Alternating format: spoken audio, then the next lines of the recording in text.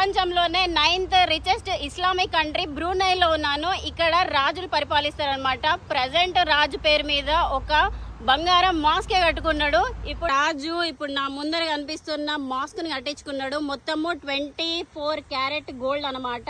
3000 members ఇక్కడ prayer చేసుకోవచ్చు అంట. ఇది Hassanal Bolkiah 29th king యొక్క మాస్క్ అనమాట. మాస్క్ లోపలికి ఎంటర్ అవ్వాలంటే లాంగ్ ఫ్రాక్ లాంటిది ఇచ్చారు. ఇది వేసుకొని లోపలికి వచ్చాను. మీరు బయట చూసారు కదా గోల్డ్ కలర్ బిగ్ డోము. ఆ డోము కిందనే నేను ఇప్పుడు ఉన్నాను.